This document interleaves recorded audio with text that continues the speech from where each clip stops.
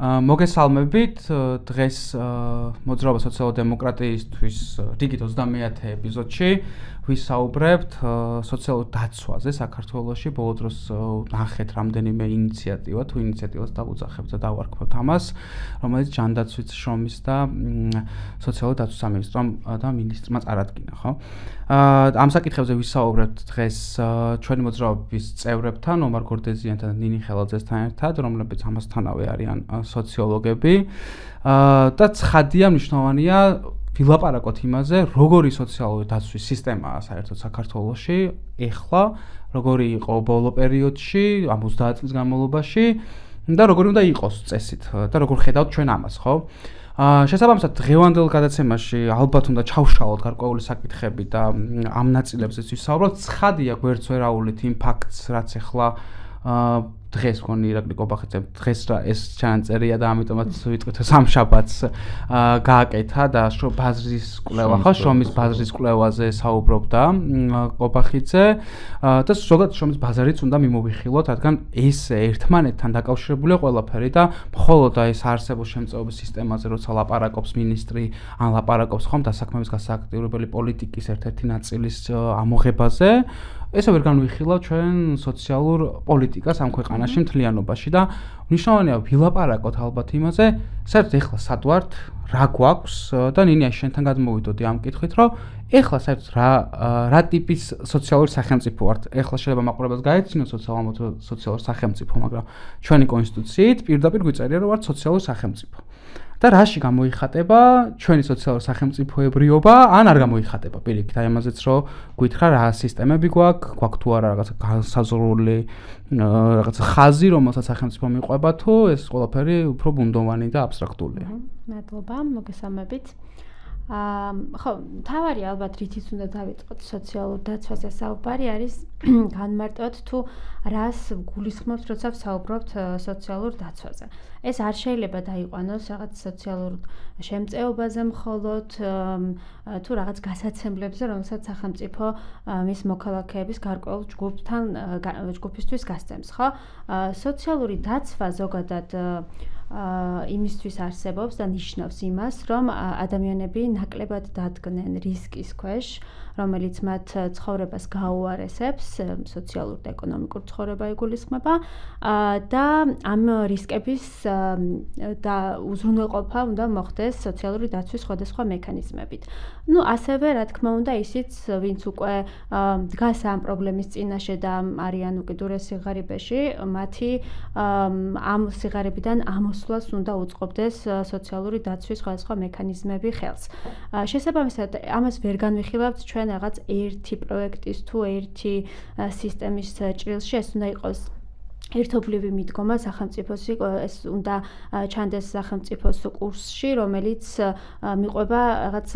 წყობ სისტემას და ამისთვის იყენებს სხვადასხვა მექანიზმებს და ეს არ შეიძლება მხოლოდ რაღაცა ერთი პროექტის ფარგლებში მოგვარდეს, ხო? აი ზოგადად მოკლედ მიმოვიხილოთ, რას გულისხმობს, როგორი შეიძლება იყოს სოციალური დაცვის სისტემები,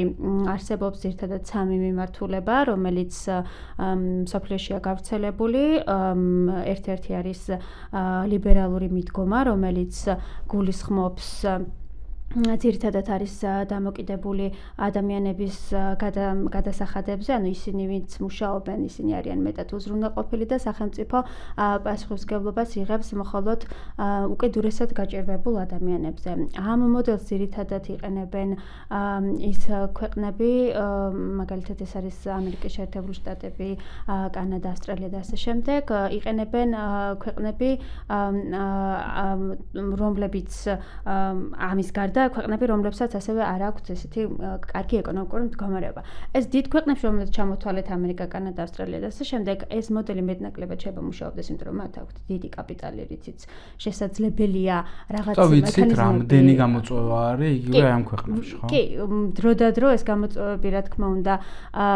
ცდილობენ რომ დაიფაროს, თუმცა კი, დროთა წლების განმავლობაში ჩვენ ვიცით, თუნდაც, არც ამერიკის ჯანდაცვაში მაგალითად რა ხდებოდა, ხო? მაგრამ ის ქვეყნები, რომელშიც ეკონომიკური პრობლემებია, ამ მოდელს ძირითადად იმიტომ ირჩევენ, რომ ეს არის ყველაზე ნაკლები პასუხისმგებლობა სახელმწიფოს, აქვს ყველაზე ნაკლები პასუხისმგებლობა მოქალაქეების წინაშე ამ მოდელის მიხედვით და შესაბამისად იქ განსაკუთრებით რთულია, სადაც დიდია უმუშევრობა, სადაც დიდია არაფორმალური შრომა და ადამიანები თავის თავს ვერ უზრუნველყოფენ აი ამ მიმართულებით იქ საკმაოდ სუსტია ხოლმე ეს ლიბერალური სოციალური დაცვის მოდელი. ასევე მეორე მოდელი, რომელსაც ვეძახით ევროპულ კონტინენტურ მოდელს, ძირითადად ევროპის დიდ ქვეყნებში არის გავრცელებული, ეს არის გერმანია, საფრანგეთი და ასე შემდეგ, სადაც მრავალსვეტიანია ეს მიდგომა და იქ ადამიანები როგორც საკუთარი სოციალური ფონდები არსებობს, სადაც როგორც საკუთარი ხელფასიდან გასაცემელს ამ ფონდებში აგროვებენ, ასევე სახელმწიფო და დამსაქმებელიც ამ პროცესებში არის ჩართული და მეტნაკლებად ყოველგვარი რისკი, რაც შეიძლება ადამიანები რა რისკის ქვეშ შეიძლება დადგნენ, ამ ფონდებით შემდეგ ფინანსდება. და არის სკანდინავიური მოდელი, რომელიც ძირითადად დაფუძნებული არის პროგრესულ გადასახადებზე და ის უზრუნველყოფს თანაბარ სიკეთეს მიუხედავად შემოსავლებისა თუ სხვა გაცემული თანხებისა, უფასო შეიძლება იყოს გარკვეული სერვისები და ყველას აქვს თანაბარი წვდომა აი ამ საჯარო სერვისებზე და შესაბამისად ეს არის სკანდინავურ ქვეყნებში ძირითადად გავრცელებული ეს მიდგომა. რაც შეეხება კითხვას თუ სად ვართ ჩვენ და რომელ მოდელს მივყვებით ან რომელ მოდელს გავართ ყველაზე მეტად, ამაზე პასუხი არის საკმაოდ რთული, იმიტომ რომ ჩვენ არ გვაქვს ერთიანი სისტემა სოციალური პოლიტიკის, ეს დამოკიდებულია ხოლმე მთავრობის ინიციატივებზე, დამოკიდებულია კონკრეტული პროექტის, მაგალითად ახლა ეს დასაქმების პროექტი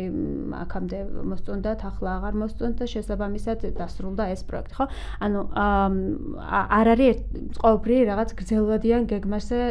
გრძელვადიან პერსპექტივაში დაგეგმილი მიდგომა. შესაბამისად ჩვენ არ შეგვიძლია ვთქვათ, რომ რომელიმე ამ მოდელში ესე სტანდარტულად ვჩდებით.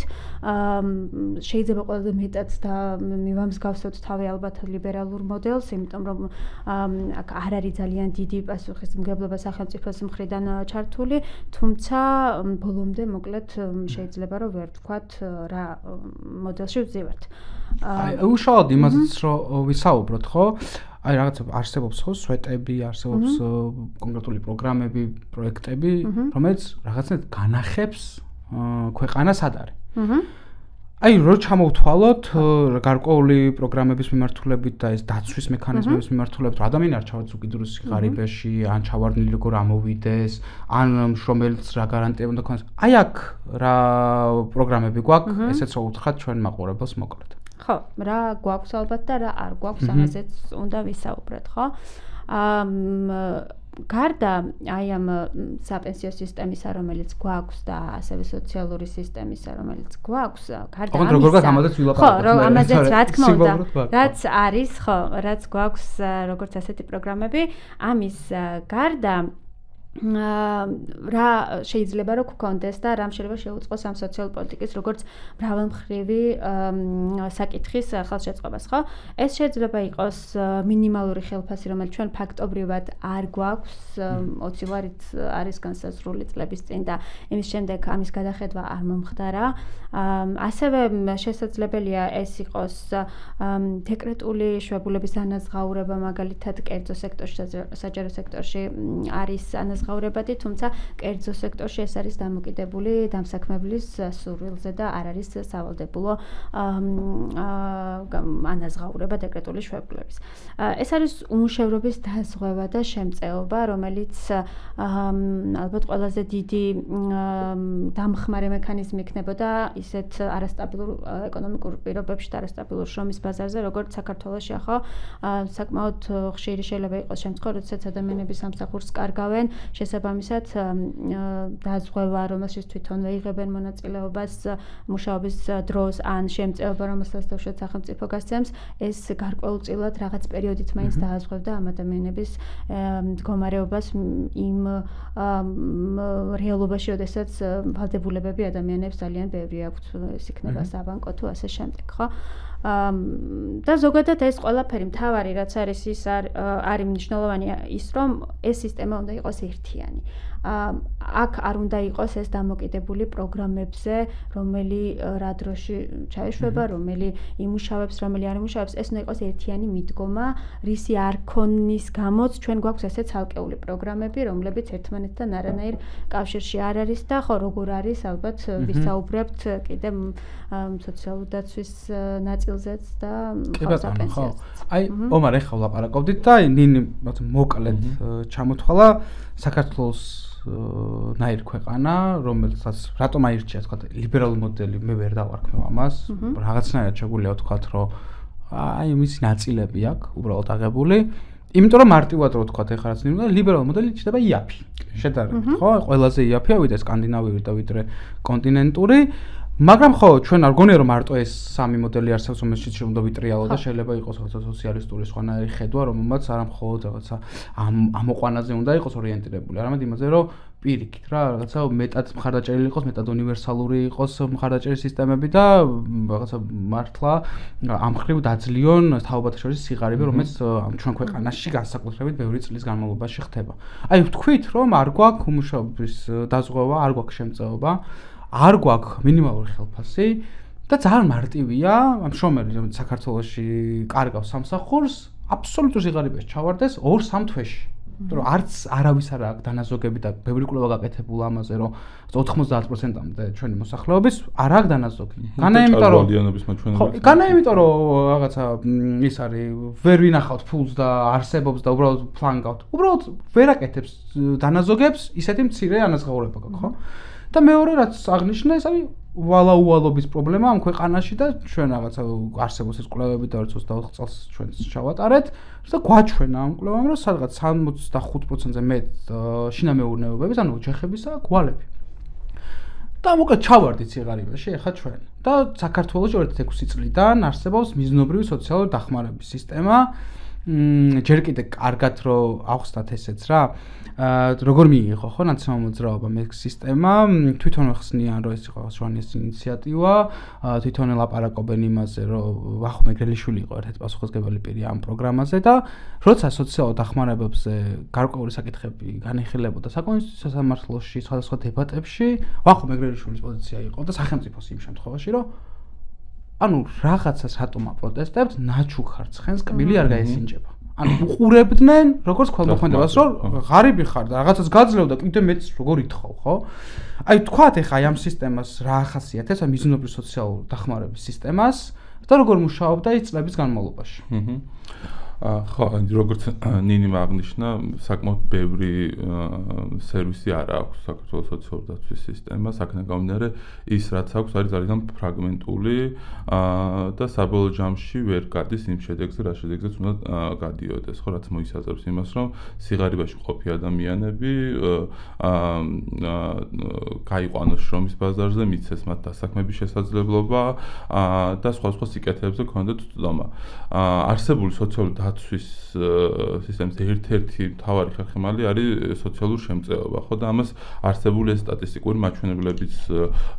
აჩვენებს თუ როგორი მზარდი არის ამ 18 წლის განმავლობაში ის რომ უფრო მეტი შინამეურნება და ინდივიდი წევრიანდება ბაზაში და შემდგომ ხდება სოციალური მხარდაჭერის მიმღები და ასევე უნდა აღინიშნოს ისიც რომ სწორედ ეს სტატისტიკური მაჩვენებლები რომ წლიდან წლამდე მზარდია ამაზე სახელმწიფოს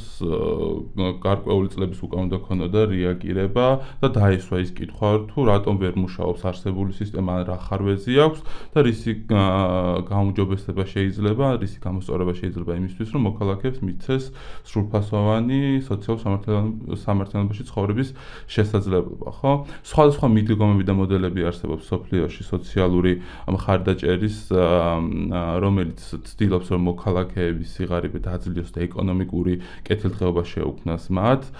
ერთ-ერთი მათგანი არის თქვათ საჭიროების დამდგენი ტესტი, ასევე არის გარკვეულ პირობებზე მიბმული დახმარება, ხო, როდესაც თქვათ სახელმწიფო გეუბნება რომ შენ ეხლა დაგასაქმებ გარკვეულ სექტორში და თუ თქვათ ამ სექტორში დასაქმებით შეძლებ გარკვეული ვალდებულებების გადალახვა, შემდგომ მოგცემ უფრო მეტ შესაძლებლობებს, ხო? ასევე თქვათ არის კონკრეტული ჯგუფების დახმარების სისტემა, რომელიც ტესტირების და ქულების დადგენას არ საჭიროებს და პირდაპირ ამბობს, რომ თქვათ მარტოხელა დედებს ჭირდებათ დახმარება თავიანთი სტატუსიდან გამომდინარე, მოხუცებს ჭირდებათ დახმარება, შეზღუდული შესაძლებლობის მქონე ინდივიდებს ჭირდებათ დახმარება და კონკრეტულ ესე თქვათ სერვისებს პირდაპირ სთავაზობენ ამ ჯგუფებს, ხო? რაც შეეხება თვითონ უშუალოდ საჭიროების დამდგენი ტესტი, რომელსაც საქართველოს ხელმძღვანელობს და მუშაობს დღეს, ეს არის მექანიზმი, რომელიც ადგენს ინდივიდის და შინამეურნეობის ეკონომიკურ მდგომარეობას და გარკვეული ქულათა ინდექსური გამოთვლის მიხედვით წყვეტს ეს ადამიანი საჭიროებს თუ არა ფულად დახმარებას. ხო, მაგალითად ვთქვათ თუ ოჯახს 65,000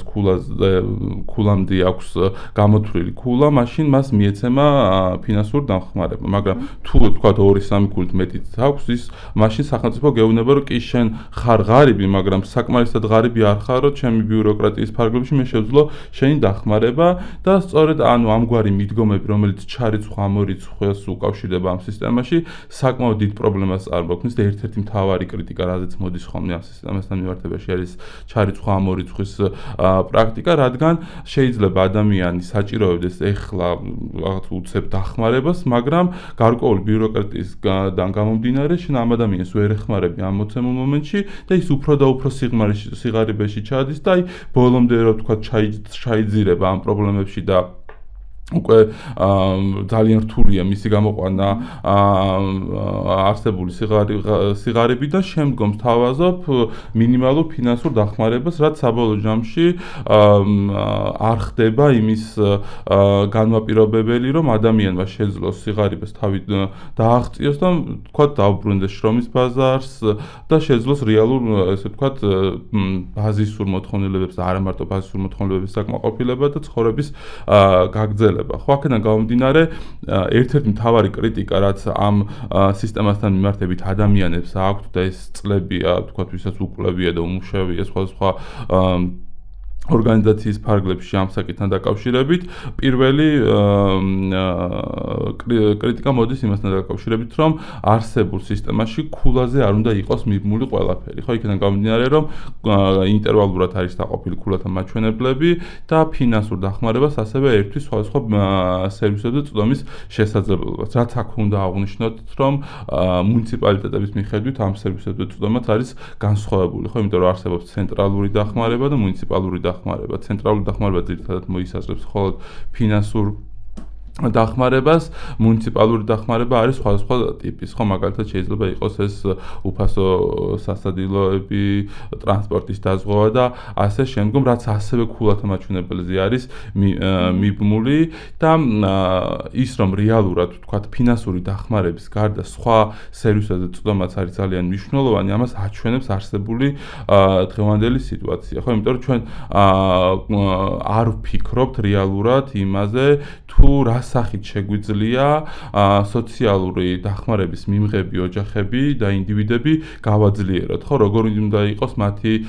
ხელმისაწვდომა მაგალითად სრულფასოვან ჯანდაცვაზე, ხო, როგორ უნდა მიუწვდებოდეთ მაგალითად ხელი სრულფასოვან განათლების სისტემაზე და ასე შემდგომ, იმიტომ რომ ეს ყველა საკითხებს გადაჯაჭვული ერთმანეთთან და საბოლოო ჯამში ინდივიდს უნდა ქონდეს ყველა მათგანზე თავისუფალი წვდომა, რადგან შეძლოს სრულყოფილი ცხოვრება. და დღეს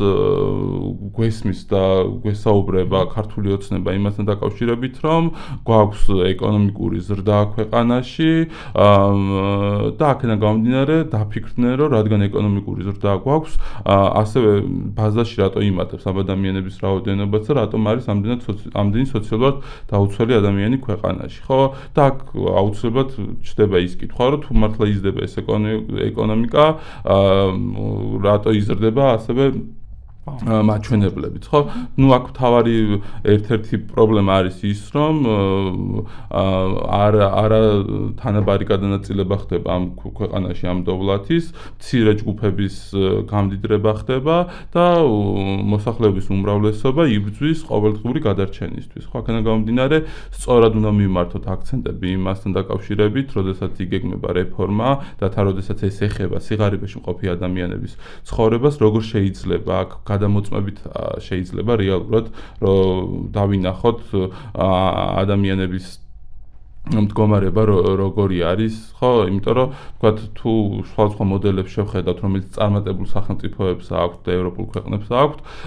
ეს ძირითადად შემთხვევაში დამყარებული არის უნივერსალურ მიდგომებზე და პროგრესულ გადასახადებზე, ხო, და ეს არის მნიშვნელოვანი. ომარ, აი ამაზეც რომ ვილაპარაკოთ, მაგრამ მანამდე იყო რომ ის თქვით თუ არა მე მგონი არ გვითხოვს რამდენია ეს ფინანსური მხარდაჭერაც ხო არის 30-დან 60 ლარამდე ერთ ადამიანზე და თუ ლაპარაკოთ ბავშვზე 16-18 წლამდე 200 ლარამდე არის დახმარება ლაპარაკოთ მიზერზე ვინაიდან საარსებო მინიმუმი ოცნებისვე და საქსტატის მიერვე დათვლილი საშუალოდ არის 250 ლარი. ჯერ როგორ გამოითვლება ამაზეც ალბათ ძალიან შორს წაგვიყვანს, ნუ არასწორი გამოითვლება ფაქტია და როგორც ამ საკითხის ექსპერტები ლაპარაკობენ, სწორედ რომ დაითვალონ მინიმუმ ორჯერ მეტი იქნება საარსებო მინიმუმი. ხო, იმიტომ რომ წილი იგივე საარსებო მინიმუმში საკვებიცა რომელიც შედის არასწორი გამოთვლილი და ხშირ წლებზე მეტია ვიდრე ჩვეულებრივი მნიშვნელოვანი ცილები და სიღრმეებზე ლაპარაკი იქ არის საუბარი რომ აი 70-30 გაყოფას არასწორი პროცენტული და 30%-ში შედის სატრანსპორტო ხარჯი, რა ქვია, განათლებაზე, ჩაცმა, საკვების გარდა ყველაფერი, რა, კულტურული რეკრეაცია და შენ. ანუ ფაქტ შეუძლებელი, მაგრამ იმ 250 ლარსაც კი ვერ აძლევს სახელმწიფომ სოციალურად დაუცველს და აი სწორი აღნიშნე ეხლა იყო ხო დებატები რუსთავიორზე და ჯანდაცვის მინისტრი ამბობდა რომ აი ხო რაღაც აბსურდიაო რომ ხედავდეთო ეკონომიკურ ზრდასო აბსოლუტური სიღარიბის შემცირებას და ამავდროულად ზარდ სტატისტიკას საარსებო შემწეობის მიმღებ ოჯახთა თუ პირთა რაოდენობაზეო და აქ ძალიან მარტივი პასუხია ჩემი აზრით. ანუ წარმოიდგინეთ მოცემულობა როგორ ითვლება აბსოლუტური სიღარიბე ხო აბსოლუტური სიღარიბე ეს არის მართლა სასმელზე და წყალზე და საკვებზე ხელმისაწვდომობა. და შენ როცა ზრდი და ეხმარები თქვა 700,000 ადამიანს და დღესაც 750,000 ადამიანია ჩართული ამ სისტემაში, ხო? ამ შემთხვევაში მათ აბსოლუტური სიღარიბიდან ამოსვლის, რაც გულისხმობს იმას, რომ ამას წვდომა აქვს. მაგრამ შენ როგორც გამას შეწყვეტ და ალტერნატივას არ დასახავ, აუცილებლად გაგეზრდება ეს აბსოლუტური სიღარიბის მაჩვენებელი. ანუ ძალიან კორელაციაშია რეალურად და ეს მე მგონი მარტივი დასასრულელი იყო იქ მსხდარი აუდიტორიისთვისაც, რომ ეს შეებრუნებინათ, რომ კი პირიქით რა, ეს იმიტომ იზრდება, ეს იმიტომ იზრდება. თან უნდა ვთქვათ, რომ აბსოლუტური სიღარიბე ნამდვილად არის 9.5 საქსტატის დათვლით, მაგრამ როცა ვლაპარაკობთ ფარდობით სიღარიბეზე, აი სააკაშოს რო ახსენებენ ხოლმე, აი იგივეა. 20% იყო ფარდობით სიღარიბე დაახლოებით მიშას დროს და ეხლა არის 18. ფაქტობრივად ეს უთანასწორობა საზოგადოების ფენებს შორის რაც იყო, არ შეცვლილა. აი ამ მთელი პოლიტიკის შემდგომ დოვლათის გადანაწილებაზე ვცხოვრობ. ხო, რა არის? კი ბატონო, ეკონომიკური ზრდა გაქვს, მაგრამ როგორ ანაწილებ ამ ეკონომიკურ ზრდას შენ მოსახლეობაზე? კიდევ უფრო მეტად უთანასწორად, ვიდრე ეს ხდებოდა 2015-17 წლებში. კიდევ გაუარესებული მდგომარეობა გვაქვს. და როცა გველაპარაკებიან ასევე უმუშავების შემცირებაზე და ესეც ხო დამხმარე სტატისტიკაა რა, როცა ლაპარაკობ რა უმუშავა შემცირდა, რა გჭირთ ხო ხედავთ და ნუ შეხედავ რა პროცენტი მართლა შემცირდა, მაგრამ როგორ შემცირდა? სამუშაო ძალა არ გაგზდია.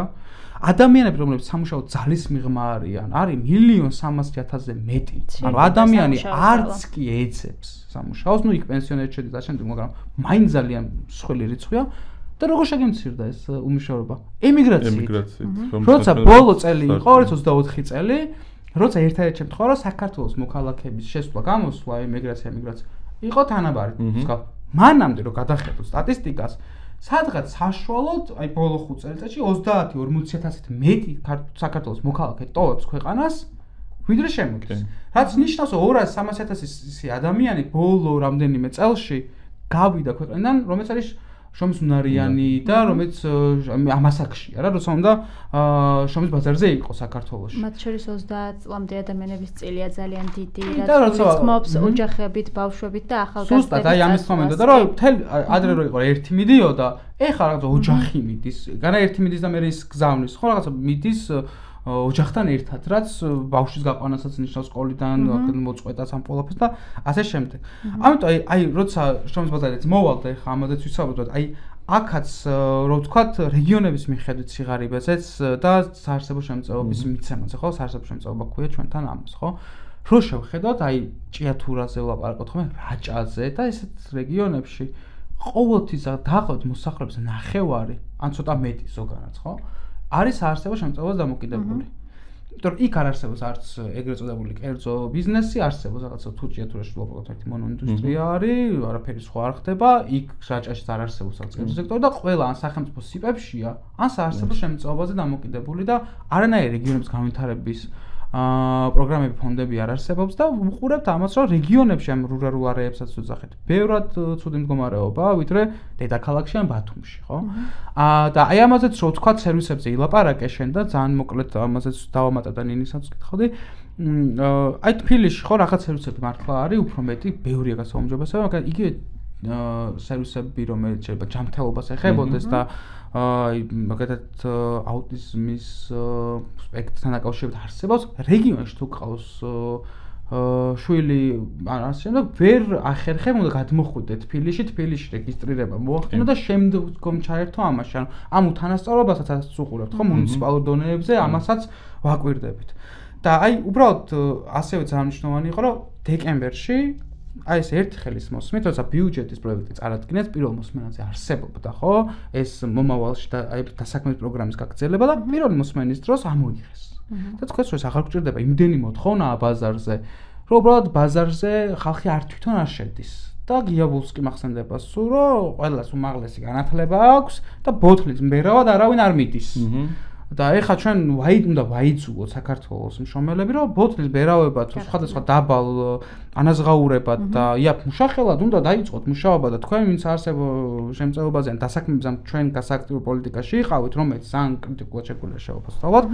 აღარ გჭირდებათ რა, შედით ღია შრომის ბაზარზე. და ნინი აი ამაზე რო გითხრა, აი ბევრი წლის განმავლობაში ომარი ჩენს მეც ცოტა მუშაობდით ამ საკითხებზე, დასაქმების გასააქტიო პოლიტიკაზე,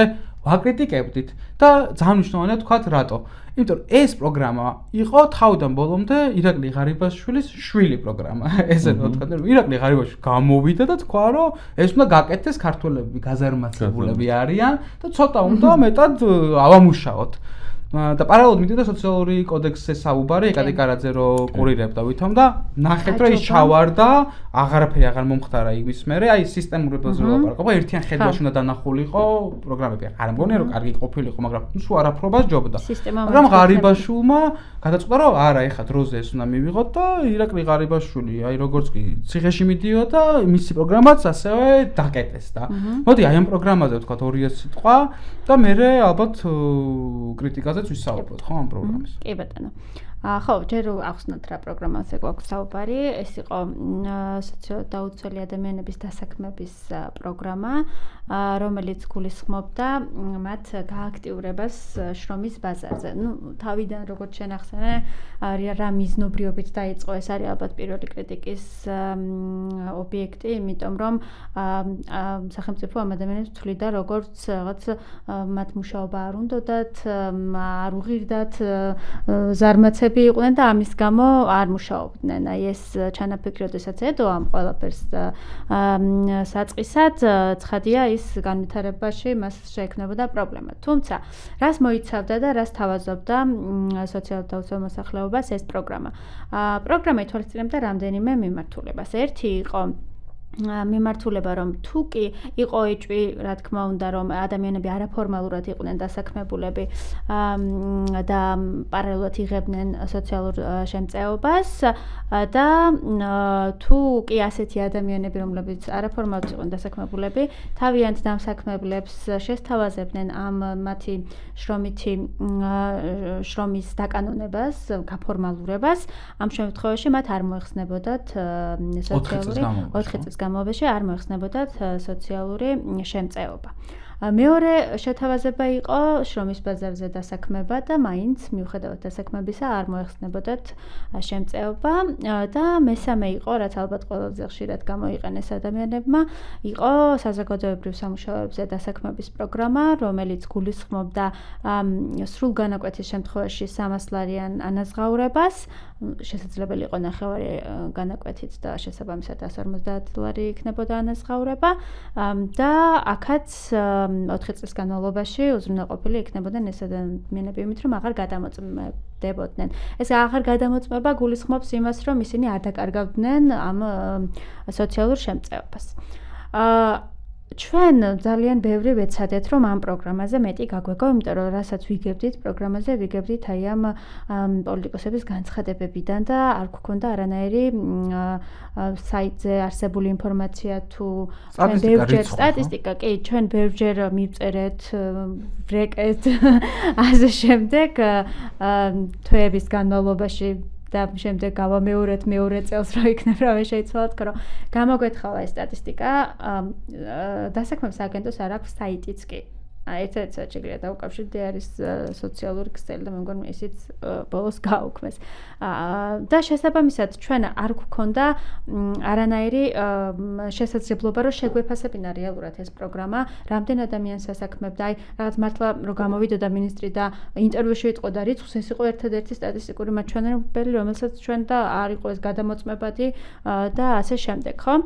არ ვიცოდით რა ხანგრძლივობით ედებოდა ამ ადამიანებს ხელშეკრულებები, არ ვიცოდით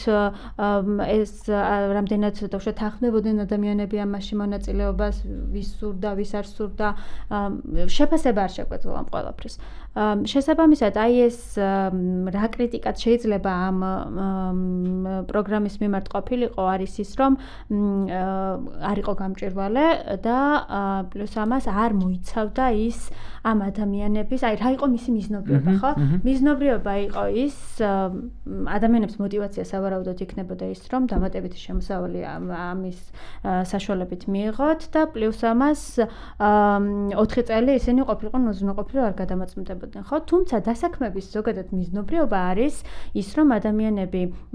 დააბრუნოს შრომის ბაზარზე და შემდეგ მიცეს განვითარების საშუალება, ხო? ეს იყო როგორც არაკვალიფიციური სამსახურები, სადაც ადამიანს არ ჭირდებოდა კვალიფიცია. ეგ რო ვთქვათ, ეხლა დაახლოებით რა ტიპის სამუშაოებს მიცავდა და აი მარტივად ხო დაალაგება, მეეზოვე, აი საფლავების გამწვენდი, აი რაღაც რომელსაც არ ჭირდება რაღაც სპეციალური ცოდნა და კომპეტენცია. კი, და პლუს ამას იყო ძალიან ბევრი ხამაზე არც სტატისტიკა არ მეტყოლებს, თუმცა ჩვენ პირადი საუბრებიდან ასე შემდეგ ვიცით, რომ ეს იყო ფორმალურად შექმნილი სამუშაოები, რომელზეც ადამიანების სინამდვილეში ძალიან იშვიათად სრულ განაკვეთზე მუშაობდნენ, შეიძლება თვეში ერთხელ გასულიყვნენ. კი ბატონო, აი მე პირად გამოცდილებას ვიტყვი, ანუ როცა ბასეინებდი ერთ-ერთ პარკში ხოლმე ჩემს ძაღლს, ანუ იქ ველაპარაკობდი ადამიანებს და იყო შემთხვევა, როცა ადამიანი მეუბნება რომ იქაა, ოღონდ რაღაც შეიძლება კვირაში ერთხელ მოვიდეს, ან რაღაცა უნდა მოვინიშნო. ანუ ასე საჭიროება არ არსებობდა და ბევრი იყო რომ სოფლებში ლაპარაკობდნენ ხო ადამიანები, რომ ერთ რაღაცა 50-100 ადგილიან სასაფლაოზე 7-8 საფლავად იყო გაფორმებული და ზოგადად 35 და ანუ რეალურად შრომას კი არა აჩვევდა ღარიბაშვილი, უბრალოდ რაღაცა იმას ფორმალურად ქმნიდა სამუშაოდ და ბოლოს გამოქვეყნდა რაღაც სტატისტიკები, რომელიც ასევე ვერ დაეყრდნო პირაზე ანგარიში როცა გამოქვეყნდა და ძალიან მაღალი რიცხვი 40-50 ადამიანის დასაქმება ამ საზოგადოებრივ სამუშაოზე. ჩვენ შევხედეთ ახლა სტატისტიკას, ხო დაახლოებით 450,000 გულისხმობა სადღაც რომელიც საარსებო შემწეობას იღებს და თქვა 200,000-ზე მეტია, რომელიც აი ამ პროგრამებში იყო ჩართული, რაც ნინი თქვა, ხო? საზოგადოებრივი დასაქმების პროგრამა, გაფორმალურება თუ რაღაც შემთხვევაში და და აქ უნდა აღინიშნოს ისიც, რომ ამ დასაქმების პროგრამაში მონაწილეობაც ქულაზე იყო მიბმული, ანუ ყველა შემწეობის მიმღებ ინდივიდს არ შეეძლო ასევე დასაქმების პროგრამაში შერთო, ხო, ანუ გარკვეულ ქულაზე მეტი თუ გქონდა, გეუბნებოდნენ, რომ არა დამატებით 300 ლარი შენთვის უკვე გამდიდრების შესაძლებლობა შეიძლება იყოს და ამ ერთი ასევე, იმიტომ რომ ეს ძალიან ისეთი არა რეალური ცხოვრების მაგალითები, რაღაც მომენტში იყო, რომ მეუღლეები იყვნენ დასაქმებულები და მერე უკვე ესეც შეცვალეს, რომ ორი ადამიანი იყო ოჯახიდან, რანაირად შეიძლება იყოს დასაქმება. ანუ ბევრი ის ქონდა რა, ხარვეზით და ჩვენ ამაზე სულ წერდით, რომ პრობლემურია ეს პროგრამა და არ მოიცავთ ადამიანების განვითარების საშუალება და შრომის ამაზე ვაპირებდი კი ხა საუბარს, რომ ეს მიუხედავად იმისა, რომ გასაგებია რომ შეიძლება ადამიანები, რომლებსაც კომპეტენცია არ აქვს, თავის თუ ერთსაქმდებიან და შეიძლება იყოს მისაღები, რომ მათ ისეთი სამსახური შესთავაზა, რომელშიც კომპეტენცია არ არის საჭირო, თუმცა ეს სამუშაო თუ კი ამის მიზნობრიობა არის სიღარიბიდან ამოსვლა და შრომის ბაზარზე დაბრუნება და ინტეგრაცია და შემდეგ განვითარება, ამას უნდა კონდეს ეს გეგმაც თან დართული, როგორ შეიძლება ამ სამუშაოებზე დასაქმებული ადამიანი შემდეგ დაუბრუნდეს სამუდამოდ შრომის ბაზარს და როგორ შეიძლება გააგრძელოს დამოუკიდებლად და მუდმივად არ იყოს ამ სისტემაში. ზოგადად საქართველოს სოციალური დაცვის სისტემას ეს ახასიათებს, რომ ადამიანები მუდმივად წლობით 10 წლების განმავლობაში არიან სისტემაში. რაც გულისხმობს იმას, რომ ეს ადამიანები ვერ ამოდიან ამ სიღარიბიდან, ანუ რაც არის მიზნობრიობა სოციალური დაცვის, რომ რაღაც პერიოდი ეს ადამიანები მას დაეხმაროს და შემდეგ მისცეს საშუალება, რომ არ იყოს დამოკიდებული ამ სოციალურ დაცვაზე, სოციალურ შემწეობაზე, ისინი ამას ვერ ასრულებენ. ადამიანების იზრდება ეს ჯგუფი და არ აკლდება თითქმის არავინ, ხო? ეს საქმიანობებიც არ მოიცავდა არანაირ განვითარების შესაძლებლობას. კი, ზოგადად დასაქმების სააგენტოს აქვს პროგრამები, რომლებიც ტრენინგებზე და ასე შემდეგ სხვადასხვა საკითხებზე ზრუნავენ, თუმცა არა მხოლოდ სოციალურ ზოგადად დასაქმების სააგენტოს აქვს ასეთი პოლიტიკა, თუმცა ამ ადამიანების პრაქტიკაში ეს ადამიანები არავის არ დაგადაუტრენინგები, არავის არ მიუცია რამე საშუალება, რომ სხვაგან დასაქმებულიყვნენ ან განვითარებულიყვნენ, იმიტომ რომ ეს სამსახურები რეალურად იყო რაღაც ესეთი მოგონილი ძირითად შემთხვევაში, უბრალოდ იმისთვის, რომ ეს ადამიანები მაშინ აი კითხვა დაისმევოდა, ხო, ნინი, რომ აი კითხვა ხელისუფლება დასვა და კითხვას მას რატომ არის ცუდი რომ გავაუქმეს პროგრამა თუ ეს არ იყო რეალურად ქმედითი ანუ რას ნერჩით მაშინ ხო ამ კითხვას დასვა ხო რეალურად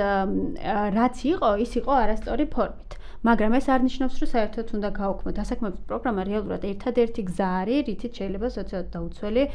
შენ გადაიყვანო იმ მდგომარეობაში რომ მას აღარ დაჭირდეს სოციალური შემწეობა ხო დასაქმების შემთხვევაში შეიძლება მხოლოდ ეს მოხდეს ხო სხვა შემთხვევაში ძალიან გაჭირდება შესაბამისად ამ პროგრამას გაუქმების მაგივრად ჩემი პირადი შეფასებით ჭირდებოდა განვითარება ჭირდებოდა ზოგადად დასაქმების სააგენტოები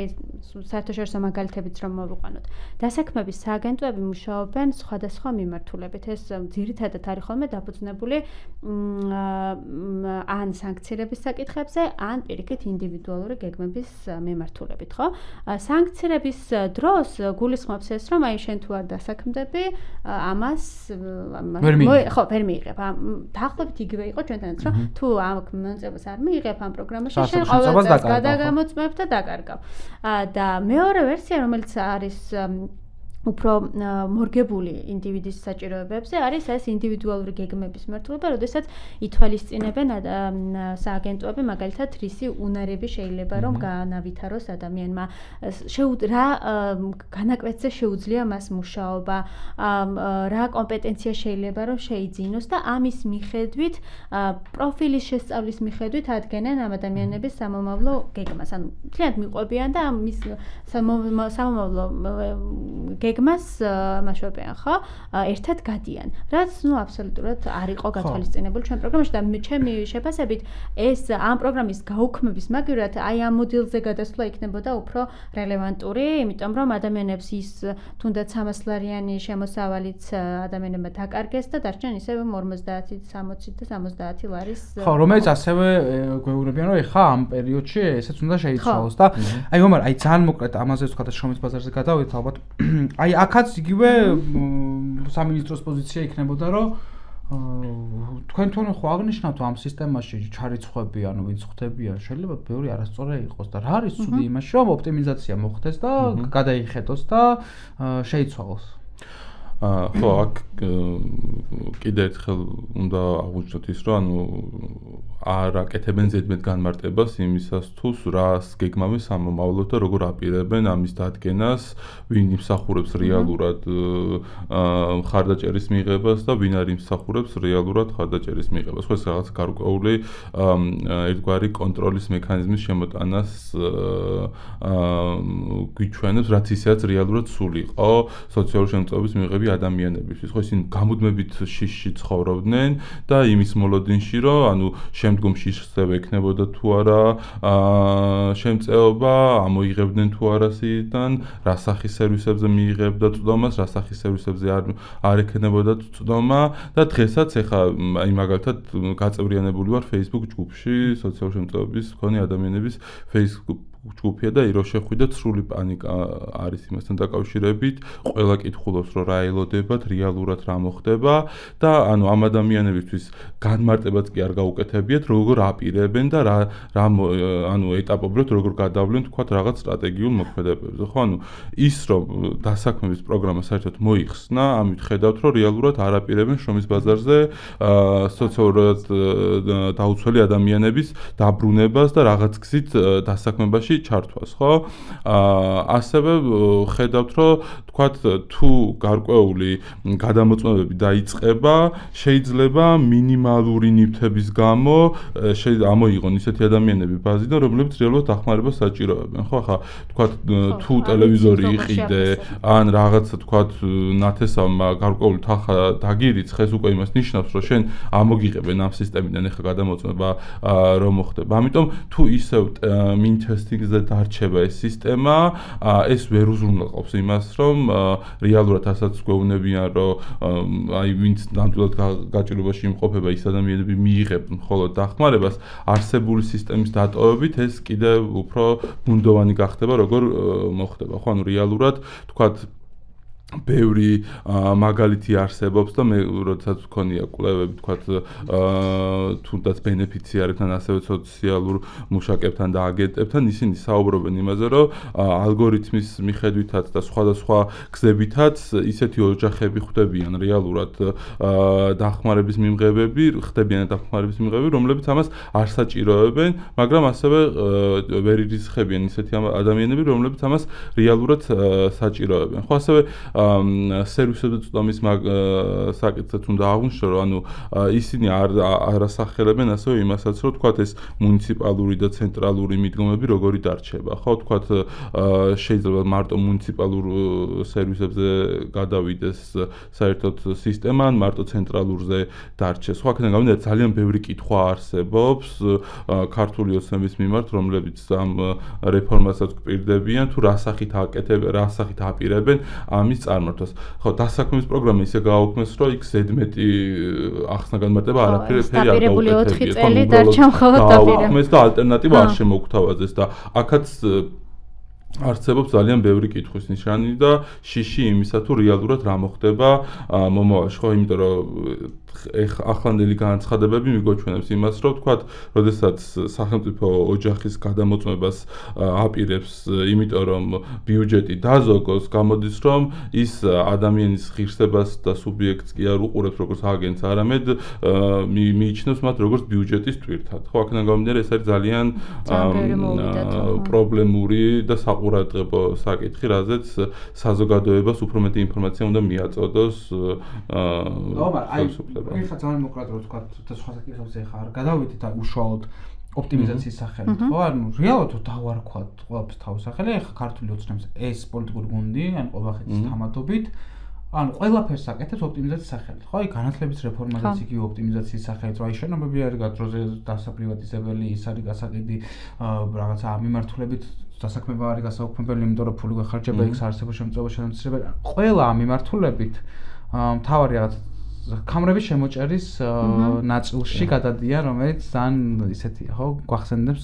წარსულსაც, რომელთაც მოვდივართ. ხო, და აი როცა აი ამაზე ვლაპარაკობდით, ზოგადად და ოცნების აი გადავიდეთ უკვე ალბათ იმ ნაწილზე, რასაც ქვია შრომის ბაზრის კვლევა. უბრალოდ შრომის ბაზარზეც ორი სიტყვით ვიტყვი და მე კითხავდი ახლა ჩვენთან მდგომარეობა. ანუ ძალიან მარტივად ვთქვათ, საქართველოში შრომის ბაზარი როგორი იყო და როგორი არის, ამას ვხედავთ ჩვენი თვალით და არანაირი კვლევა არ ჭირდება იმას, რომ დღეს საქართველოში რაღაცა მოთხოვნილება არის დაბალკვალიფიციურ მუშახელზე, იქნება ეს სერვისის სფერო თუ სხვა პრეკარიატული შრომა, ხო? და ამ მიმართულებით ქვეყანას ამ 13 წელია, რამდენი წელია უცნაურად? მე 14 წელია ხელისუფლებაში არიან. და ლაპარაკობენ, რომ აი ესეთი შრომის ბაზარია, ესეთი მოთხოვნებია და მე ეს განათლება და ყველაფერი შემდგომში და მოვარგო აი ამ მოცემულობას რა და თან იმაზე არაფერს არ ამბობენ რომ ანუ ამ 14 წლის განმავლობაში შენ რა გააკეთე იმისთვის შრომის ბაზარი შეგეცვალა ანუ გარდა იმისა რომ აპოლოგეტია ირაკლი გობახეთზე თავისუფალი ბაზრის ხო და ამას ხშირად იმეორებს იგლ ჰილზე ვნახეთ ეს ვნახეთ მაღაროელებთან დაკავშირებით ჯორჯე მანგანეზე გაკეთებული განცხადება რომ ესეც სოციალური მაღალი პასუხისმგებლობა და ნაციონალიზაცია როგორ მოითხოვეს ამას როგორ დაუშვებთო ანუ ამ მიმართულებით ოცნებ ის რომ იმთმაგრად შოუს ბაზარი რაღაცა განევითარებინა იგივე ფაბრიკა ქარხნებით იგივე მაღალ ტექნოლოგიური რაღაცა იმეების შემოტანით ხო ტექნოლოგიური სიახლეებით ანუ არაფერი გაუკეთებია ამ მიმართულებით ინიციატივების ხვი და ერთადერთი რასაც გვთავაზობენ არის ეს დაბალი კვალიფიკაციის მუშახელი ტურიზმის სერვისში დასაქმებაზე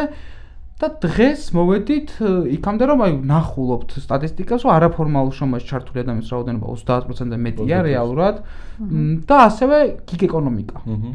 აი ამ ორ საკითხზე ვილაპარაკეთ რა არის გიგ ეკონომიკა ხო აი ეს Glovo, Wolt-ის კურიერები და ძალიან პოპულისტური განცხადებები რასაც ახლა ოპოზიცია ხელისუფლებისგანაც ვისმენთ ხოლმე აი მაგალითად თითქოს პრობლემა არის პაკისტანელი ან ინდოელი კურიერი და არა მთლიანად სისტემა რომელიც ამის საშუალებას გაქვს და როგორ ებრძვიან სიმპტომს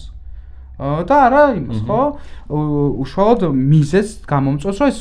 სისტემა რომელიც გაქვს რომ პირდაპირ ეს ორი კომპანია თუ სამი რამდენიც არის ჩაგვრელობით დამოკიდებულებაში და ჩაგვრაში ყავს ეკონომიკაში დასაქმებული საქართველოს მოქალაქეები და არა მხოლოდ დაბალანაზღაურებაზე და შემდეგ ეს კი რა პრობლემა არამედ ისა ის რომ ვიღაცა ინდოელი ან პაკისტანელი გართმევს სამუშაოს რა აი მოდი აი ვთქვათ აი ეს საკითხები როგორი შრომის ბაზარი გვაქვს არაფორმალური შრომა რა ნაწილშია ჩვენთან როგორ არის და გიგ ეკონომიკაში რა მდგომარეობაა ქვეყანაში და ეხა დაიწყო რეალურად ეს პროტესტი კურიერების დღეს და გუშინ და მხოლოდ უცხოელები არიან პრობლემა ხო, ну, უნდა აღინიშნოს პირველ რიგში ის, რომ საქართველოში არსებული შრომის ბაზარი არის ის ბაზარი, რომელიც უამრავ პრობლემას მოიცავს, ხო? იქიდან გამომდინარე, რომ ნაკლებად მორგებული არის შრომელის კეთილდღეობაზე და უფრო მეტად იცავს დამსაქმებლის ინტერესებს. აქედან გამომდინარე, ბევრ ადამიანს ნახავთ, რომ ესე ვთქვათ, რაღაც ქუჩის გამოკითხვა რო ჩაატაროთ, რამდენად უღირთ მათ რეალურად ფორმალურ შრომაში ჩართვა და ასევე აქვთ მათ არგუმენტებიც იმისა, თუ რატო არ უღირთ ამ ფორმალურ შრომაში ჩართვა და რატო შეიძლება იყოს უფრო მეტად მომხიბლელი არაფორმალური შრომა. იქიდან გამომდინარე, რომ არაფორმალურ შრომაში ჩართულ ადამიანებს ვიცით, რომ ის ელემენტარული ბენეფიტები, რაც შეიძლება ფორმალურ შრომას ჰქონდეს, ხო, ანაზღაურებადი შვებულება და ასე შემდგომ, არ გააჩნია. თუმცა მაინც ადამიანები იძულებით, მაგრამ ასევე არიან ადამიანები, რომლებიც თავიანთი ნებით ერთვებიან არაფორმალურ შრომაში. არაფორმალური შრომის მაჩვენებელიც ასევე მზარდი არის და ILO-ს რეკომენდაციებს და მონაცემებს თუ გადავხედავთ, საგანგაშო სიგნალი აქვს საქართველოსთვის ანთებული და ყოველ ანგარიშში გასცემს რეკომენდაციას, რომ სახელმწიფომ უნდა უზრუნველყოს ის, რომ შეამციროს არაფორმალურად შრომელების დასაქმება და უფრო მეტად გააფორმალუროს არაფორმალური სამსახურები, თუმცა ამის სასიკეთო ცვლილებებს ჩვენ ვერ ვხედავთ. ხო, ანუ არაფორმალურ შრომაში ჩართვის და ზრდის ერთ-ერთი განმაპირობებელი ინდიკატორი ასევე შეიძლება ჩავთვალოთ, რომ იყოს სწორედ სოციალურად დაუცველი ადამიანების იძულება, რომ მათ არ უფიქსირდებოდეთ ოფიციალური შემოსავალი და იძულებულები იყვნენ, რომ ისედაც მოწყვლადი ჯგუფი კიდევ უფრო მეტ სირთულეებში ჩაერთოს და იმუშაონ, ვთქვათ, 8 საათზე მეტი, არ მიიღონ არანაირი სიკეთე, რაც დასაქმებულ ადამიანს ეკუთვნის და მათი ანაზღაურება იყოს ძალიან მიზერული თანხის. ხო, იმიტომ იქიდან გამომდინარე, რომ ჩვენ რეალურად არ გვაქვს არც ფორმალურ შრომაში, ვთქვათ, განსაზღვრული მინიმალური ხელფასი, ხა თუ იმ მოცვლას არ ჩავთვლით, აქედან გამომდინარე, არაფორმალურ შრომაში კიდევ უფრო ნაკლებად კონტროლდება მსგავსი საკითხები. ხო, აი და ალბათ იმიტომაც, ხო, ეგ რო ვთქვათ, აი არაფორმალურ შრომაში შეიძლება ვიყო და მერჩინოს გადასახადი არ გადავიხადო, რაღაც არ გადავ, იმიტომ რომ არაფერი ისეთი ბენეფიტი, რომელიც მე დამაკლდებოდა, სავალდებულო ჯანმრთელობის დაზღვევა არ არსებობს. დღეს ხო, შრომის კოდექსში. არ არსებობს მინიმალური ხელფასი, არ არსებობს უმუშაობის დაზღვევა,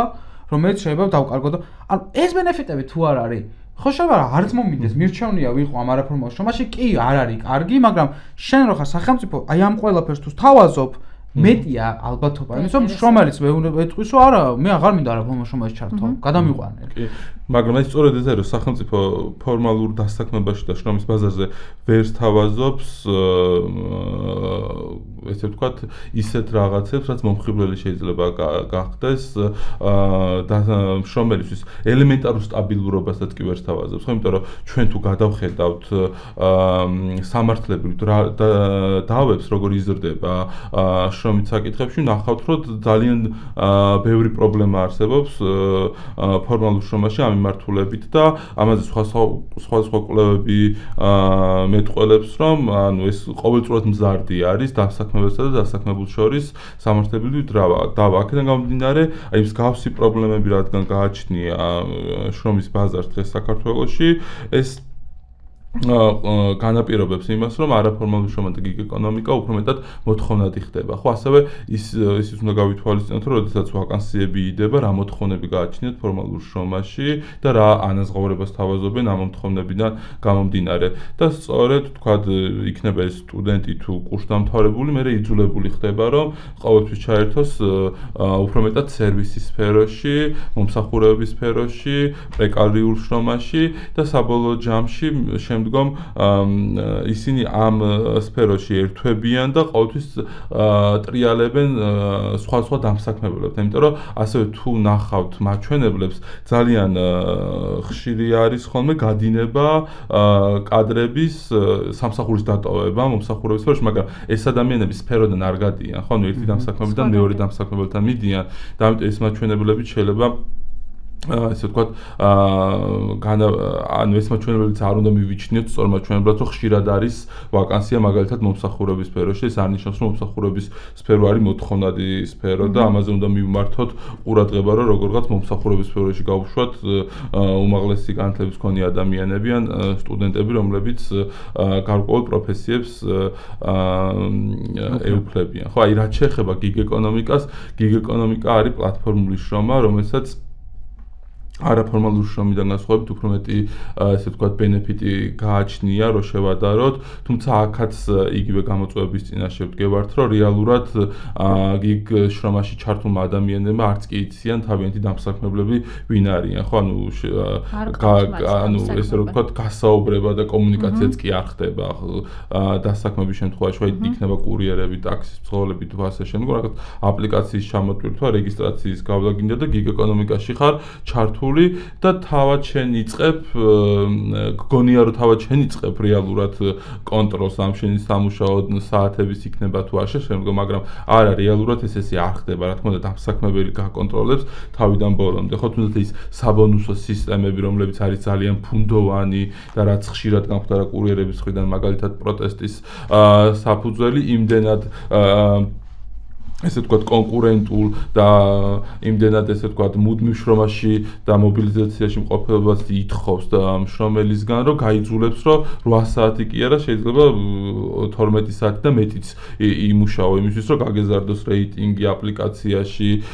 გარკვეული ბონუსი მოგანიჭოს, ასევე ის რომ ვთქვათ, რაც უფრო ცუდამინში იმუშავებ, მით უფრო მეტი ანაზღაურების გამომუშავება შეგიძლია, ხო, ის გავსი მაცდური პრაქტიკები, რომ ვითომ ეს რეალური დამსაქმებელი არ ყავს და ეხა მე არავის ბრძანებას არ შევასრულებ და როგორც მინდა ისე დავალაგებ და ავაწყობ შემსამუშაო გრაფიკს, რეალურად შეტყუება ხდება ხოლმე ამ ადამიანების და საბოლოო ჯამში ხედავთ, რომ შემდგომ ვინც უკვე დიდი ხანია ამ დასაქმების ნაწილში იმყოფება, იმათ უფრო მეტი პრეტენზია უჩნდებათ რეალურად და იწყებენ ამის გაპროტესტებას. აი იდეაში ეს არ დაწყებულა გუშინ ლაპარაკეთ და მე მახსოვს ხო მაშინ საიაში ვიყავი და პირველი რაღაცა ეს კურიერების გაფიცვის ნაწილი იყო 19-21 წლებში 21 წელს დიდი ალბათ შემდგომაც ბევრი ტალღა გაიარა ამ პროტესტებმა და ხელისუფლების პასუხი არასდროს არ იყო რაღაცა ამ კომპანიებს ჩარევა ხო რაღაცა თავისუფალი სიწმინდიდან გამომდინარე არევიან და არასდროს არ იყო რომ შრომითი ურთიერთობად კვალიფიცირებული იყო ეს რომ არასდროს და ისევ სერვისულად ითვლება ხო არც ახლა და არც ითვლება ასე და მაგრამ ბევრი кейსი იყო უკვე ესპანეთში იტალიაში ზოგ ამას მაინც სასამართლოს არ აინტერესებს და შრომით ურთიერთობად იმიტომ რომ აქ ცალსახადად ჩანს უპირატესი მხარე და ვინ არის დასაქმებული რა შემსრულებელი ეს არ არის რეალურად სერვისული შრომა ეს საჭიროებად მუშაობ რომელიღაც პლატფორმაზე და ამიტომ ხო ვერ ვიტყვით რომ ეს თანაბარი დამოკიდებულება თანაბარი ძალა აქვს უბრალოდ ეხლაც პრობლემა არ გადაჭრილა რეალურად ვიცით რომ ჩვენ ვიცით რომ შემოვიდნენ უცხო ქვეყნიდან კურიერები მანამდეც იყო ეს პრობლემები რომ თავისი თქო მოგების მარჟა რო გაეზარდა კომპანიებს ამათ ხელფასები შეუმცირეს ან ხელფასები რა ის საბონუს სისტემა შეუმცირეს ის გაუქრეს ეს რაღაცები მოაკლეს ტიპსი აღარ ქონდათ და ეხლა რა ვითომ ეს სამი დიდი კომპანია კეთილშობილებისგან გაუზდიან გადასახადს ან არასწორი მიგნებები რაც ზოგიერთი საქართველოს პოლიტიკოსებს ქონდათ ხო რომ აი რაღაცა ცუდია რომ იაფი მუშახელი გავიდა გვიძურდება ჩვენ არ არის ეგრე არ მუშაობს რა რეალურად სისტემა ჩვენთან სამწუხაროდ რომ რაღაცა გაუმჯობესდება დამსაქმებელი იმის გამო რომ რაღაცა შეცვალოს ანუ არაფერი ამ ხრივ არ მგონია რომ შეიცვალოს აი ვთქვათ ნელ-ნელა ალბათ უნდა წავიდეთ დასასრულისკენ და ჩვენ ვლაპარაკობდით ბევრ ფაქტორზე ხა რეალურად იმიტომ რომ ვერ ვისაუბრებდით მხოლოდ საარსებო შემწეობის სისტემაზე რომელიც საქართველოში არის თუ არ ვისაუბრებთ რა ტიპის დასაქმების სექტორი გვაქვს რა ტიპის სახელმწიფო ხედვა არსებობს და ჩვენ შეგვიძლია ვთქვათ რომ სახელმწიფოს არ აქვს ამოცანა იმის რომ სისტემური სოციალური გარანტიები ამ ქვეყანაში შეიქმნას პირიქით აქვს ამოცანა რომ მაქსიმალური ხარჯების მინიმალიზაციით მეტი ამონაგები ნახოს ბიუჯეტმაც და სხვა კერძო კომპანიებმაც რაც საბოლოოდ იმას ნიშნავს რომ აი ამ რაღაცა ვიღაცების გულის გასაკეთებელი რაღაცა ქმედებებიც რეალურ შედეგს ამ ადამიანებს უკეთეს ცხოვრებაზე არ მოიტანს. იმიტომ რომ თუ შენ არ შექმენი სისტემური გზები, რომლიდანაც უნდა ამოხვიდე, შენ ამ სიმპტომებთან ბრძოლით უბრალოდ ცეცხლმაგრის ფუნქცია შეასრულებ, ოღონდ სხვაგან აგენთება ხანძარი და ცეცხლი გაჩნდება და ამას ვერ მოერევი. და ჩვენ როცა აი ამაზე ამ სისტემურობაზე ვლაპარაკობთ, ცხადია, ჩვენ არასდროს არ ვლაპარაკობთ ხოლმე აი მოძრაობა ხო თავისთავად სოციალ-დემოკრატიისთვის რომელშიც ჩვენც ვართ და სოციალ-დაცვის მიმართულებით პროგრამასაც წერთ და ჩვენც ვიყავით სამი ამაში ჩართულები არ ვლაპარაკობთ რაღაც რომელიღაც სისტემის კალკის ან გადმოკოპირების ნაწილზე და რომელიღაცა სისტემა არის ფანტასტიკური, რომელიღაცა სისტემა არ ვარგა, ან შემდეგ, ხო? ჩვენ უნდა შევხედოთ ჩვენ კონტექსტს, გარემოს, სად ვართ, როგორ ვართ, მაგრამ არავითარ შემთხვევაში მხოლოდ სოციალური დაცვის სისტემით, არამედ ეკონომიკური განვითარების მოდელს თუ ჩვენ არ შევხედეთ და ჩვენ თუ თქვით, რომ აი, როგორც ოცნებამ თქვა, აი ეს არის ჩვენი შრომის ბაზარი, ბოთლების ბერავები გვჭირდება. ეს შემდეგ ისეთი განათლების რეფორმას, მაგრამ ბოთლების ბერავები გვჭირდება და დავხუროთ ყველაფერი, ხო? ანუ ესე არ იქნება და ცხადია ჩვენ ამ ეკონომიკური მოდელის ცვლილებასთან ერთად და აი აქ სახელმწიფო როლს და პასუხისმგებლობას აუცილებლად ხედავთ და არ ხედავთ ჩვენ ისე რომ ბაზარმა ესე დაარეგულირა და ჩვენც ამას უნდა გავყვეთ, პირიქით სახელმწიფო ინტერვენციები მნიშვნელოვანი გონია და ცხადია ეს თლიანი სოციალური ხარდაჭერის სისტემები უნივერსალურობისკენ უნდა იყოს მიმართული, ცხადია არ ნიშნავს ახლა ყველა ვიღაცა მილიარდერიც, მილიონერიც რაღაცაზე აიღებს, მაგრამ რაღაცა სისტემა უნდა იყოს ისეთი, რომელიც მართლა ადამიანს არ შეხედავს როგორც ქულას, არამედ შეხედავს მის რეალურ საჭიროებებს და ამაზე მოარგებს მთლიანად და ცხადია დავინახავთ და შევხედოთ იმას, რომ დოლარს გადანაწილება, რაც ნილი შენახსენა, ხო, ჯინის კოეფიციენტი, ესეც ცხადია, უნდა სხვანაირად უნდა წაკითხდეს და ამას პროგრესული გადასახადი სხვა მიმართულებები დაეხმარებოდა ჩვენი აზრით. აი მაშინ რომ ეგეც რო ვთქვათ, უშუალოდ თქვით რომ ეს სისტემურობა გვჭირდება, ასე შემდეგ, მაგრამ აი მას რახან დღეს ვილაპარაკეთ ორ მიმართულებაზე, ხო, საარსებო შემწეობაზე, ანუ სოციალური ხარდაჭერის აი ამ ნაწილზე. ჩვენი პროგრამიდან, რომელიც ჯერ არ არის თქმა უნდა დასრულებული და ეს კიდევ გაიურის რაღაც ეტაპებს, დაახლოებით რა მიმართულებას ვფიქრობთ, რომ ისო მიზნობრიობისკენ უნდა წავიდეთ, ცოტა სხვანაირი ხედვა უნდა გქონდეს, ამაზე რო ვთქვათ, ძალიან მოკლედ ერთი წუთით. ხო, ეს ეხლა აღნიშნე და გეთანხმები იმაში, რომ ესე კონკრეტული მოდელის გადმოღება ყოველ შემთხვევაში თუ თქვათ გარკვეულ მოკვლევებს არ ჩაატარებ და კონტექსტ კარგად არ გაიაზრებ, ყოველთვის არ გაამართლებს. ხო, ანუ ასევე ძალიან რთულია ხა თქვა, რომ არსებული მოდელი რომელიმე რომ გადმოვიღოთ, რამდენად გაამართლებს საქართველოში. ხო, ეს ასევე სახელმწიფო ბიუჯეტი არის ხშირ შემთხვევაში დამოკიდებული. ხო, უნივერსალური მოდელი, რომელიც ყველაზე კარგ მოდელად შეიძლება იყოს მიჩნეული, რადგან ყველა ადამიანს ეხება და ყველა ადამიანს ნის დახმარებას მოისაზრებს, საქართველოს ბიუჯეტისთვის ამ მდგომარეობაში ეს მოდელი რო შემოვიღოთ, იქნება გამანადგურებელი, იქნება გამომდინარე, რომ ვერ გაუძლებს უბრალოდ ქვეყნის ეკონომიკა. აქ შეგვიძლია რაღაც ესე თქვათ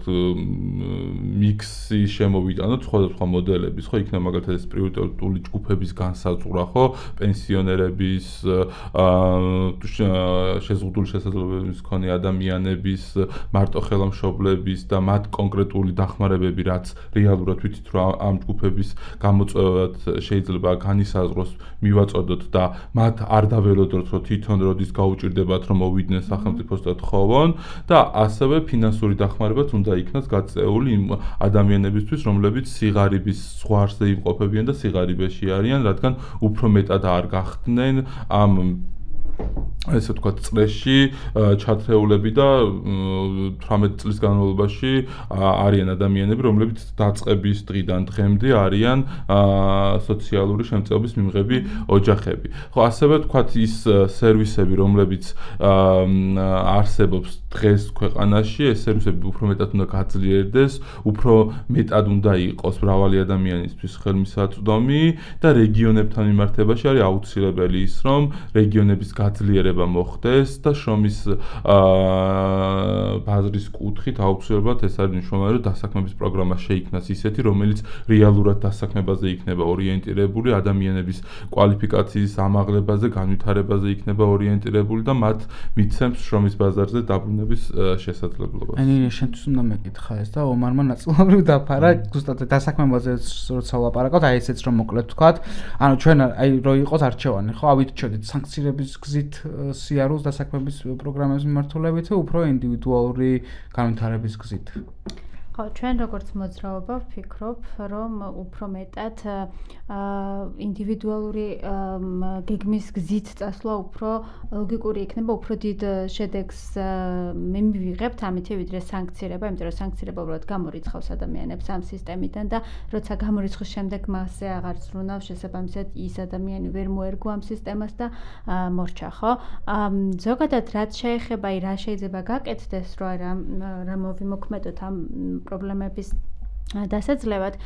მე მგონია, რომ ეს ომარმა სწორად აღნიშნა, რომ რაღაცას რაც ჩვენ გვინდა, ყველაფერი ესე მარტივად მოკლე პერიოდში მიღწევადი არ არის ქვეყნის ეკონომიკური მდგომარეობიდან გამომდინარე, ცხადია, თუმცა შესაძლებელია, რომ რაღაც მოდელები, რომელსაც გადმოვიღებთ თუნდაც სხვა ქვეყნების მაგალითიდან და გამოცდილებიდან იყოს მორგებული სწორად. რას გულისხმობ? მაგალითად, თუნდაც ავიღოთ საპენსიო მოდელი, რომელიც შემოვიღეთ, ხო? ეს სამსვეტიანი მოდელი, სადაც დასაქმებულის დამსაქმებელზე სახელმწიფო გასცემს 2% ხელფასისას და გროვდება ეს დაგროვით პენსია, ხო? ეს მოდელი თავის თავში რომ მოიაზრებდეს ამ დაგროვებული თანხის სოციალური სისტემის, იგივე საპენსიო სისტემის გასაძლიერებლად და არ მიდიოდეს სხვადასხვა კომპანიებში აქციების შესაძენად, ეს დაეხმარებოდა, ეს გაჩენილია ბიუჯეტი ფაქტობრივად, რომლითაც შესაძლებელი არის, რომ მაგალითად ვინც არ არის ჩართული, კი ახლა ვინც ახლა მას არ მოუწია სისტემა და ახლა არის პენსიონერი, მისი საბაზისო პენსია აიწიოს და ამაღლდეს, ხო? მარტო იმიტომ, რომ ჩვენ უბრალოდ სამსვეტიანი პროგრამა შემოვიღეთ და რა კარგია ჩვენც ევროპასავით ვაგროვებთ პენსიას, არ არის საკმარისი კონტექსტის გარეშე, როცა შენ ამ დაგროვებულ ფულს ნიკორას აქციებში დებ. თან როცა ამაზე ვლაპარაკობდით, თაობათა შორის სოლიდარობის სვეტია ძალიან მნიშვნელოვანი ევროპულ